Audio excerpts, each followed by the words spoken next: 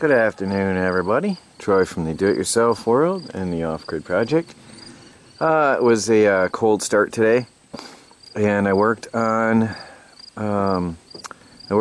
on the computer this morning and did some work inside the house. And also, should have had the camera going, but I have put the solar heating panel in front of the shed, just sitting here for now. And Chris and I took the cherry picker and moved the forklift battery over here. Now this should be taken in, oops, there's a little bit of hot air. No, it's taking in cool air here. It needs to be on an angle, so eventually I'm going to have to tip this. But over here we have hot air flowing out. Oh yeah, boy, it's hot. Really roasting hot air coming out of here into the shed, which I'm hoping the side effect of that is to heat up the walls and the insulation and the water and the batteries. I forgot I left that in diagnostics. I was trying to find the battery temperature. You can only see the battery temperature on I don't know why I can't see the battery temperature. You could see it on the computer, but I can't. Oh, no, I don't know why. Oh, the battery temperature isn't showing because it's in absorption mode is why. So I was trying to check the batteries out, and I want to see if I can heat up this room and the batteries and the water tanks by day, and the walls and the insulation. If we can heat this room up by day, then everything will radiate that heat back out at night. So the idea, and boy, I can feel it radiating. You can see the sheets, the foil is ripped. I'm going to have to tape that up.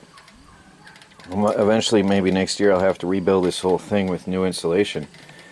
But the idea is if we can heat this up nicely, we can maintain it through the night for now when it's not that cold at night. And I got to finish putting in the insulation.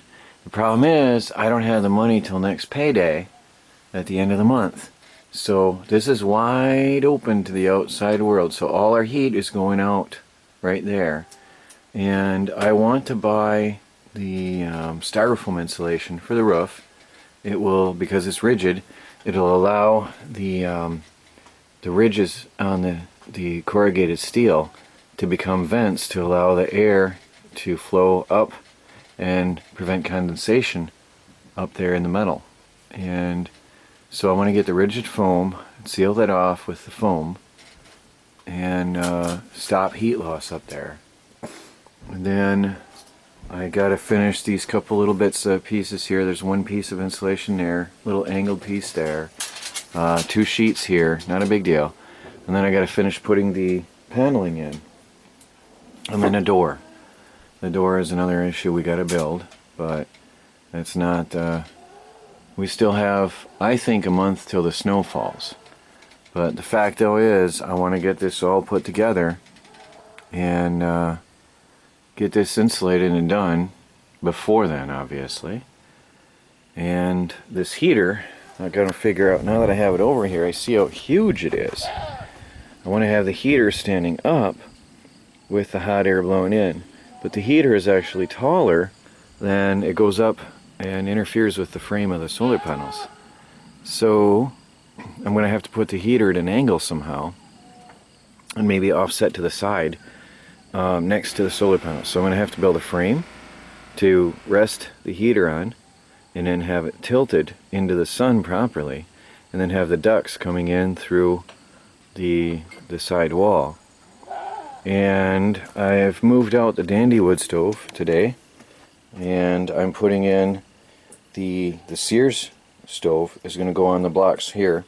So I'm going to put a little metal sheet down here, and then the Sears, or not, sorry, not the Sears, the Sears potbelly is going in the greenhouse, and the Army tent wood stove, the Army tent stove is coming in here. Because then I can, when I'm gone away, I can hook it up on kerosene or fuel oil and just let that feed through when I'm on vacations or whatever, or gone for a day or two or whatever, to keep the heat flowing in here continuously. So anyway, a lot to do, a lot going on. So we'll see what comes up next here today. Hi everybody, Troy and Melanie. From where? Do It Yourself World and the Off-Road Project. Alright. Well, we got a package in the mail. Melanie has a death grip on it, so I don't think I will have any opportunity to... Can I touch it? Okay. This is from Bandana Grandma from YouTube. Can you get that? You need a knife? Yes.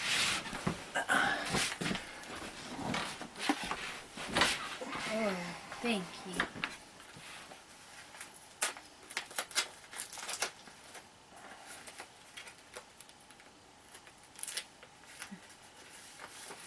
Oh, you look like you're scared. Yes, I worry about you.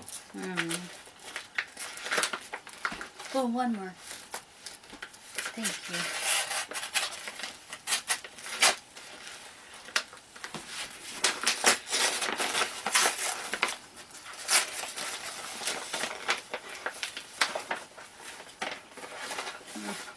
Let me see what the note says.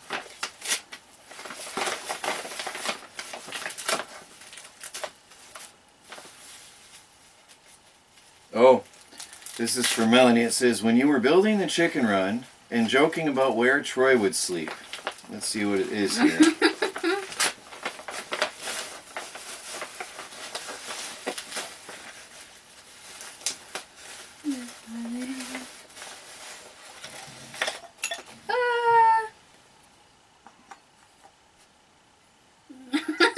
That's so cute. Wow, she must have made this.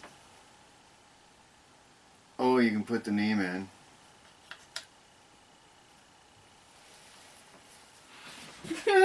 Family doghouse. Who's in the family doghouse? To stay out, obey the rules. To get in, try some shenanigans. Oh, I see. Okay, well, alright, well, we already know that's where I have to go right now. Look what she did. This is really cool. She really did a really good job. That is neat. That's so nice. God, that's cool. I think we're going to have some fun with this. Anyway, I have a feeling I'm going to stay in there. Well, thank you very much. Thank you. I like it. Yeah, I probably won't be liking it too much because that's where I'm going to be living. Hey everybody, well Melanie already and immediately put up the doghouse. And why did you put it there, Melanie? It's because... Why? I'm just gonna look at that whole mess up, I'm gonna put it there. She wants it right there in her kitchen, so when she prepares her day and plans things out, it's right there. This is where she has her notes and does her recipes and planning for the day. So she wanted it in a prominent place. So watch out. Watch out. Hey everybody, well the heater's still pumping heat. I can feel it. Let me see, I'll get to one thing at a time. The batteries are in float mode, which is very, very good. So we are looking good here. I just put the drain back into the heater. Now we've had 2 days of freezing temperature, 2 nights with freezing temperatures. So what I did to protect this from freezing, I took this piece of insulation and put it over the top. I opened the drain hole, or the drain of the heater, and then I opened the shower faucet on high, the hot water. I shut off the valve to the cold water going in. Then I opened the shower hot water on high. And what that did is allowed all the pressure to release and back flush out. So all the pressure came out and water came gushing out the bottom of the heater. But as I have seen online, one of the pipes goes in an upward angle, so where the others are all down, where one is upward, so it can hold some water in there, and that pipe could burst. So I also had a candle, a emergency survival candle, that's supposed to last 120 hours, but I don't see how. That's 2 nights and it's down a ways.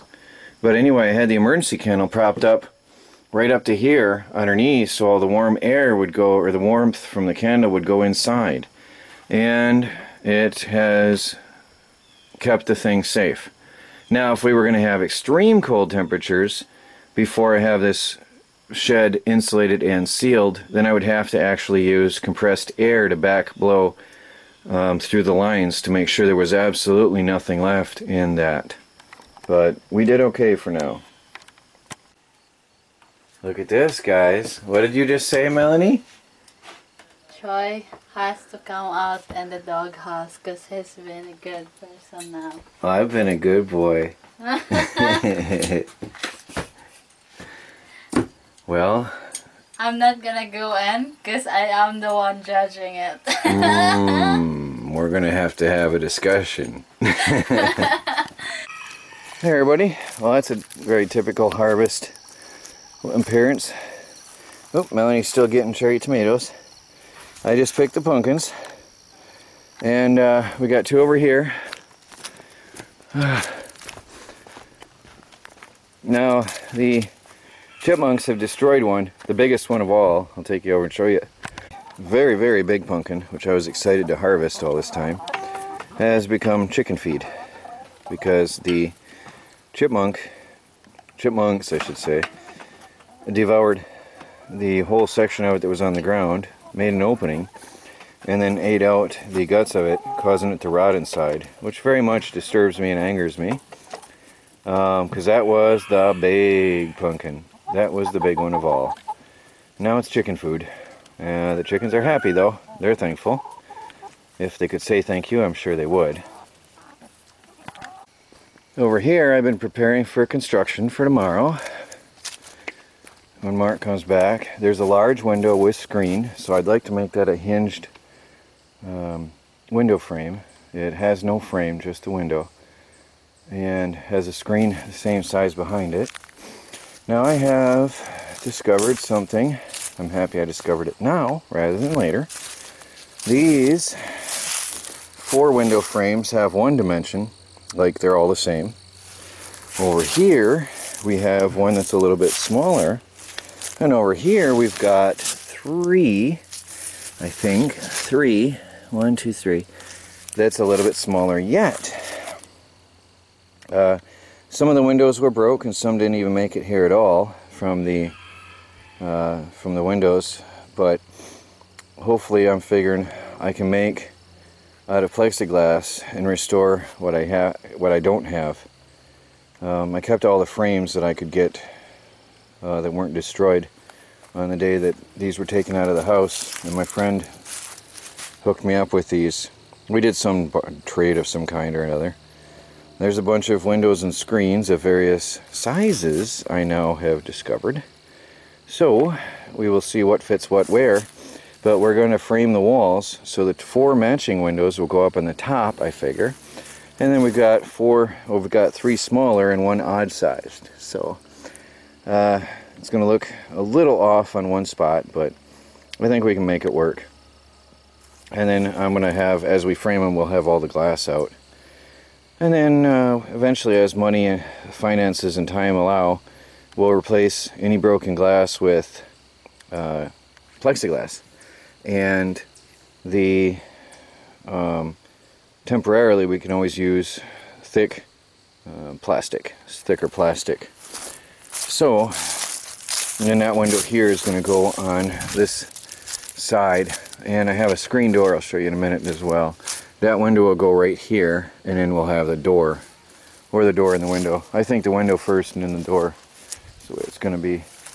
I've got the door here, which does have a screen and a full window, and then the other window is missing the glass. But the frame is there, and that's a bonus. That's a definite bonus. So we can, for now, wrap plastic around it and shove it in, and then put the other glass one in. And then in the summer we can put the screen in. So that's a nice bonus. That's a very good thing. So that'll make this a 3-season greenhouse. Summer being the season it'll be too unbearable to use. But pretty cool. Very good. Maybe in summer we can play with tropicals or something. Anyway, so Mark is coming back tomorrow in the morning, and we will continue on with construction and hopefully finish the entire framing tomorrow and get the windows in, and then I can start closing it up. Well, it's church tonight, so unless something comes up, it's Troy from the Do-It-Yourself World and the Off-Grid Project. Talk to you guys later.